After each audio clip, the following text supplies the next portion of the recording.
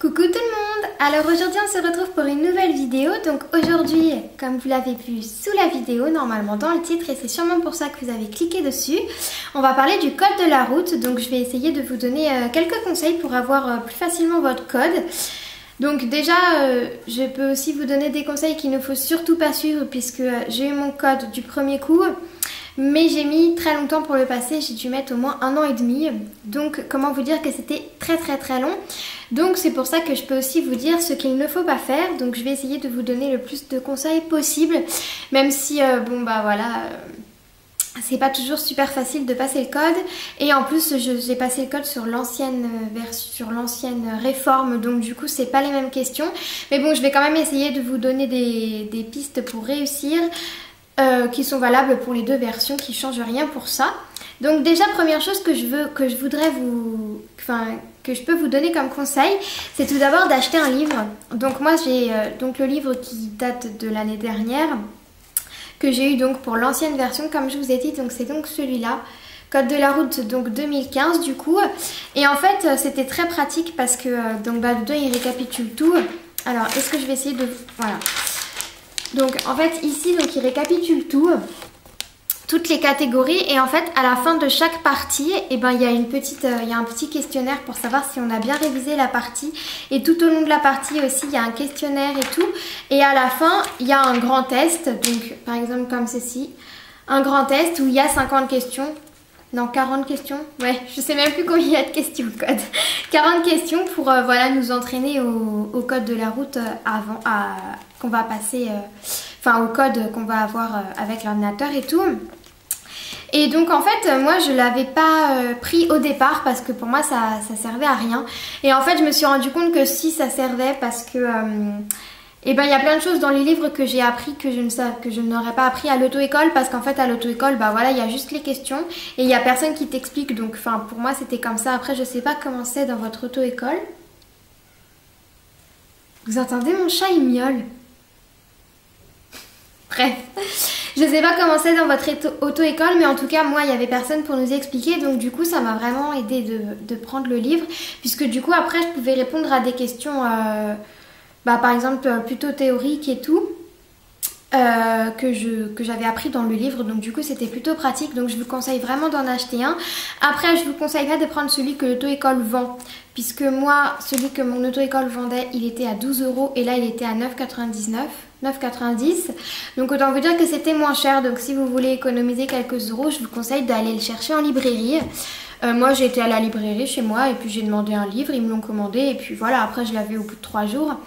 Donc ce que je peux vous conseiller par rapport à ce livre, c'est que avant que vous vous disiez de commencer le code, enfin quand vous vous dites je commence le code, le mieux ce serait qu'en fait vous lisiez le livre avant de commencer le code. Comme ça quand vous commencez le code, vous avez déjà lu le livre, et bien sûr au fur et à mesure de toutes les questions, continuez à le relire et à... Il y a mon chat qui monte à ma mezzanine. Attendez, est-ce que vous allez la voir? Ah, c'est pas ce côté-là. Vous la voyez? Bref. Donc, continuons. Donc voilà, ce que je vous conseille, c'est vraiment de le lire avant de commencer le code et de continuer de le lire au fur et à mesure. Comme ça, vous ne perdez pas. Et puis, voilà, ça vous permet déjà de connaître des choses avant même de commencer le code. Et donc, du coup, de gagner du temps par la suite. Alors ensuite, ce que je peux vous donner comme conseil, c'est donc d'y aller régulièrement. Je regarde sur mon téléphone parce que du coup, j'ai noté ce que je devais vous dire pour pas que j'oublie. Après, ce que je vous conseille, c'est d'y aller régulièrement. Donc le jour où vous vous dites vous commencez le code, et bien vous commencez et vous lâchez plus jusqu'à que vous ayez le code. Ne pas faire comme moi, surtout ne pas lâcher et en dire bon bah c'est bon, j'en ai marre, j'en peux plus. Et c'est pour ça qu'après on met beaucoup de temps, parce que plus on... En fait, si jamais on n'y va plus pendant un certain nombre, on perd tout de ce qu'on a fait. Donc du coup il faut vraiment rien lâcher. Donc le mieux c'est d'y aller minimum 2 fois par semaine si vous voulez être rapide. Et minimum vraiment 1 fois par semaine, mais c'est vraiment le minimum du minimum, hein. Le mieux ce serait vraiment d'y aller 2 fois par semaine, voire même plus, de faire au moins 2 heures par semaine quoi. Mais bon, moi je vous conseille vraiment d'y aller 2 heures par semaine, mais genre sur 2 jours différents quoi. Donc voilà, moi je vous conseille vraiment d'y aller le plus souvent possible et le plus le plus longtemps possible parce que moi je sais que par exemple je pouvais pas faire plusieurs heures d'affilée parce qu'après j'en pouvais plus, donc je faisais toujours 1 heure, mais j'essayais d'y aller tous les jours, de faire 1 heure tous les jours à la fin du coup, puisque au début voilà, je comprenais pas l'ampleur, je me disais mais c'est bon, si j'y vais 1 fois par semaine ça va suffire et tout, et en fait non, pas du tout, en 1 fois par semaine on n'a vraiment pas le temps de tout assimiler. Donc si vous voulez vraiment être rapide et avoir votre code le plus rapidement possible, je vous conseille vraiment d'y aller plusieurs fois par semaine et de faire plusieurs heures d'affilée si vous pouvez. Voilà, parce que je sais que enfin moi dans mon auto-école j'avais que 1 an pour pouvoir le passer, et du coup on se dit ouais 1 an c'est long machin et tout, mais en fait au bout d'un moment quand on se dit ouais ça y est il reste 3 mois, et ben on se dit purée il faut que je me dépêche et tout, et le temps de tout assimiler, de passer les examens blancs qui t'inscrivent au code machin et tout, tu te dis purée il faut que j'ai le code parce que sinon je repaye, et ben là c'est la pression, et du coup vous vous mettez une pression inutile, et après et ben vous réussissez pas les examens blancs, vous réussissez pas le code parce que vous êtes trop stressé, et je parle en connaissance de cause. J'ai raté mes examens blancs beaucoup à cause du stress, parce que du coup j'étais à la fin de mon truc que je devais repayer quoi si jamais je réussissais pas mon examen blanc, et du coup à cause du stress et j'ai raté mes examens blancs, et du coup j'ai dû repayer. Donc voilà, c'est vraiment important que dès que vous commencez vous vous disiez je continue jusqu'à la fin, jusqu'à que j'ai mon code, sans rien lâcher, parce que si vous vous mettez à lâcher, déjà de 1 vous allez payer en plus, et de 2 ça va être très démoralisant pour vous. Et plus c'est long, plus c'est dur. Donc franchement, je vous conseille d'y aller le plus régulièrement possible, et de faire ça très rapidement pour pouvoir assimiler le plus de choses. Et c'est un peu du bourrage de crâne. De toute façon, le code c'est du par cœur ou rien. Donc voilà, de toute façon on n'a pas le choix, on est tous passés par là. Et du coup, voilà, je vous conseille vraiment d'être super rapide et... Enfin, je vous conseille d'être le plus rapide possible et d'assimiler, d'y aller le plus régulièrement possible, tout en utilisant le bouquin, etc. Donc voilà. Après, ce que je peux vous conseiller aussi, c'est de prendre des notes. Pendant que vous êtes à la série, de prendre des notes. Alors moi, j'avoue que j'arrivais pas à prendre des notes parce que c'est hyper rapide la correction. Du coup, j'arrivais pas à prendre des notes. Mais si jamais vous avez la possibilité de le faire... Puis elle est en train de dormir là-haut. Si jamais vous arrivez à le faire et que vous avez la possibilité de le faire, je vous invite vraiment à prendre des notes. Ne serait-ce que pour prendre en note les questions où vous n'arrivez pas à... Par exemple, les questions auxquelles vous vous êtes trompé, et bien essayez de prendre en note, de voir de quelle catégorie il s'agit, puisque comme je vous ai montré dans le livre, il y a plusieurs catégories. Donc par exemple, signalisation, priorité, croisement, dépassement, etc. Je vous invite à essayer de prendre des notes et de savoir de quelle catégorie vous faites le plus de fautes, dans quelle catégorie vous faites le plus de fautes, et du coup ça vous permettra de chez vous le réviser et que du coup vous y arriviez mieux. Après, ce que je vous conseille aussi, c'est que si jamais par exemple vous avez une question et que vous vous êtes trompé et que vous n'arrivez pas à comprendre pourquoi, parce que des fois la correction c'est pas toujours très explicite. Moi il y a plusieurs questions où j'ai pas compris pourquoi je m'étais trompée.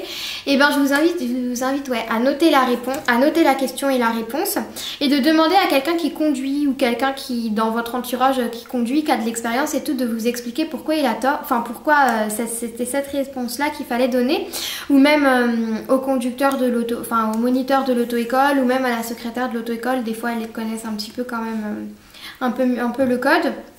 Voilà, si jamais vous avez personne dans votre auto-école qui vous aide pour répondre aux questions après la série. Mais si jamais vous avez quelqu'un qui vous aide, et ben je vous conseille de demander vraiment à la personne de ne pas hésiter à poser des questions, même si vous êtes beaucoup autour. Voilà, vous vous en foutez des gens qui sont autour de vous. Vous allez les voir peut-être une fois dans votre vie, le temps de passer votre code, et puis après c'est fini, vous les reverrez plus. Donc n'hésitez pas à poser des questions. Même si c'est des questions débiles, n'hésitez pas à poser des questions. Comme ça vous permettra de progresser plus vite, et puis peut-être que vous aurez même le code avant ces gens-là. Donc franchement, n'hésitez pas à poser vraiment des questions.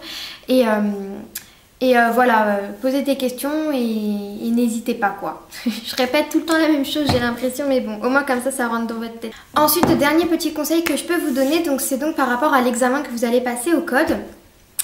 Quand vous allez avoir une date pour l'examen, donc vous allez passer votre examen blanc, et après le moniteur ou enfin la secrétaire, je ne sais pas qui s'occupe de votre auto-école, va à un moment vous donner une date pour vous dire bon bah voilà, tel jour tu passeras ton examen de code. Si par exemple c'est une semaine après, eh ben, je vous conseille de continuer à aller au code pour pouvoir pour pouvoir continuer à progresser et surtout ne pas perdre ce que vous avez déjà acquis, parce que le problème du code c'est que si jamais pendant une semaine ou 15 jours vous ne retournez pas au code, vous allez perdre tout ce que vous avez appris. Donc du coup par exemple si jamais vous savez que vendredi prochain vous passez le code, eh ben allez-y peut-être le mardi. Voilà, histoire de ne pas garder après le week-end, de remettre en route, etc. Et y aller le jeudi soir avant de justement aller au code.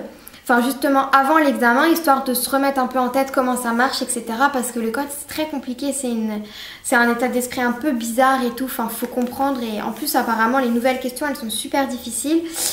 Donc je peux pas trop vous parler des nouvelles questions, mais voilà, essayez de faire des séries, une série en tout cas le plus proche possible de votre examen de code, comme ça vous pouvez vous remettre dans le bain comme qui dirait, et ne pas perdre ce que vous avez appris, voilà. C'est ça que je voulais vous dire par rapport à l'examen, et aussi d'être détendu et de ne pas stresser, c'est pour ça aussi que du coup le plus important c'est de ne pas attendre la dernière minute, se dire ça y est il me reste plus que 3 mois et du coup il faut absolument que je passe le code. Prendre vraiment le temps de le passer à l'avance, avant la fin de l'année ou du contrat que vous avez avec l'auto-école. Du coup ça vous permettra d'être plus détendu et de vous dire que si jamais, il n'arrête pas d'avoir des trucs qui passent comme ça dans la fenêtre, que si jamais vous ratez votre code, et bah du coup c'est pas grave, vous pourrez toujours le repasser encore. Bon, vous devrez repayer, mais vous avez quand même plus de chances de réussir un examen de code si vous savez que vous avez du temps et que vous n'êtes pas sous la pression, que si jamais vous avez la pression et que vous devez absolument le réussir, vous avez beaucoup plus de chances de le rater. Donc voilà, je vous conseille vraiment d'être détendu, donc de bien dormir le soir, de pas se coucher trop tard pour être en forme, pour avoir les idées claires et pour bien réfléchir, de prendre votre temps aussi parce que vous avez 30 secondes. Donc voilà, n'hésitez pas à bien regarder la photo, bien réfléchir bien comprendre la question, regarder la photo et ensuite répondre à la question.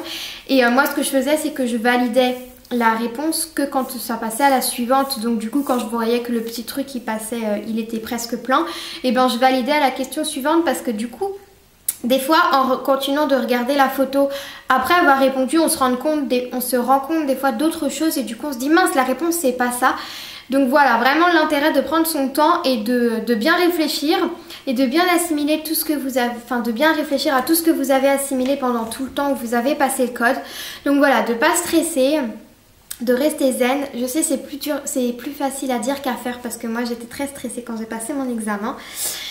Mais voilà, c'est ce que je peux essayer de vous dire de vous donner comme conseil.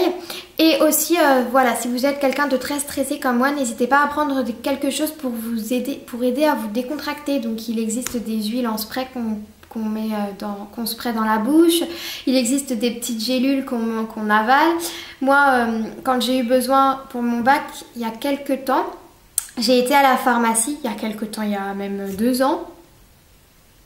1 an et demi, ouais bref, quelque part par là. J'ai été à la pharmacie pour demander quelque chose pour me déstresser et pour m'aider à rester zen, pour pas stresser pour les examens. Et on m'a donné donc un petit médicament que j'ai toujours, qui s'appelle donc Zenalia, de chez Boiron, que je voulais vous présenter. Donc c'est pour l'appréhension, le trac et l'anxiété. Et en fait j'en avais encore, donc du coup j'ai gardé et j'ai utilisé ça pour passer mon code, et j'utiliserai ça aussi pour passer mon permis du coup. En fait c'est des petits comprimés, je vais vous montrer, des petits trucs qu'on laisse fondre sous la langue, des trucs comme ça, puisque moi je suis incapable d'avaler les gélules et les comprimés, donc du coup il me fallait un truc que je puisse laisser fondre sous la langue. Donc du coup ça on le laisse fondre dans sa bouche, sous la langue, où vous voulez. Et ça permet de pas trop stresser. Attendez, j'essaye de le rentrer. Vous aussi, vous arrivez jamais à remettre les médicaments dans leur boîte après à cause des notices qui font n'importe quoi. C'est toujours pas très pratique, hein, franchement. Et donc je crois qu'il y avait 2 plaquettes dedans. Donc du coup il y en avait vraiment beaucoup. Quoique il y en avait peut-être qu'une. 1 ou 2 plaquettes. Mais bon, ça fait vraiment beaucoup. Et en fait, par contre, le désavantage de ce médicament là, c'est qu'on ne peut pas le prendre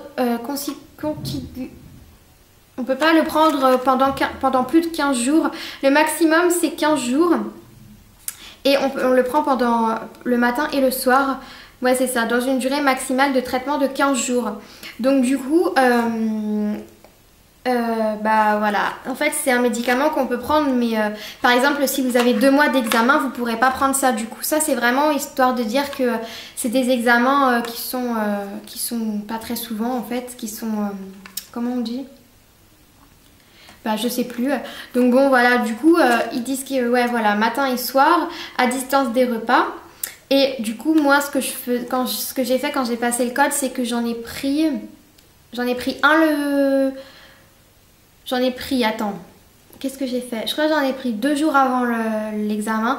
Donc par exemple si j'avais passé mon examen le vendredi, j'ai pris jeudi matin, jeudi soir et vendredi matin du coup. Après je sais pas si ça marche vraiment bien parce que bon, moi je suis de nature très stressée, donc du coup je m'en rends pas compte si ça marche très bien. Mais je pense que ça doit quand même bien marcher. Parce que j'arrive quand même à canaliser mon stress et à rester zen, si je peux dire, malgré tout le stress. Mais bon voilà, n'hésitez pas à prendre un petit médicament, un petit truc pour essayer de rester calme. Ou mettre de la lavande sur votre oreiller si jamais ça marche, histoire de bien dormir et de pas avoir une insomnie pile ce moment-là, pile quand il faut pas. Donc voilà, c'est les derniers petits trucs que je voulais vous dire. Je vais vérifier si j'ai rien oublié. Et ben dites-moi si vous avez eu votre code, si vous n'avez pas eu votre code, si mes conseils si mes conseils vous ont aidé, pardon, si jamais vous allez bientôt passer votre code et si jamais vous l'avez réussi, vous l'avez raté. Enfin, dites-moi toute votre vie avec le code. Dites-le moi en commentaire. Et puis, bientôt, normalement, du coup, je vais avoir mon permis. Donc, du coup, je pense que je vous ferai une vidéo aussi avec quelques conseils pour vous aider à avoir votre permis. En fait, j'ai voulu faire 2 vidéos distinctes parce que je me suis dit que ça peut pas être les mêmes conseils quand on conduit et puis quand on passe le code. Donc, du coup, je me suis dit la vidéo, elle va durer 3 plombes. Et puis, enfin voilà, quand on passe le code, on n'a pas la tête à la conduite. Et quand on passe déjà le code, on n'a pas envie de revoir une vidéo sur le code. Du coup, j'ai fait 2 vidéos distinctes. Comme ça, vous pourrez, selon le stade où vous êtes, voir la vidéo qui vous correspond le mieux. Donc voilà, j'espère que la vidéo, elle vous a plu. Voilà, bon courage si jamais vous êtes en train de passer le code avec la nouvelle réforme parce qu'il paraît qu'elle est hyper compliquée. Je vous souhaite plein de courage, ne stressez pas, continuez, ne désespérez pas. Ne faites pas comme moi à attendre la dernière minute pour pouvoir passer votre code et surtout ne vous découragez pas comme moi j'ai pu faire. Donc voilà, continuez à persévérer et vous allez finir par y arriver, je vous assure. Donc voilà, en attendant, je vous fais des bisous et n'oubliez pas de vous abonner, comme ça vous ne louperez pas la prochaine vidéo sur le permis ou sur un autre sujet. Et puis je vous fais des gros bisous et je vous dis à la prochaine. Bye bye!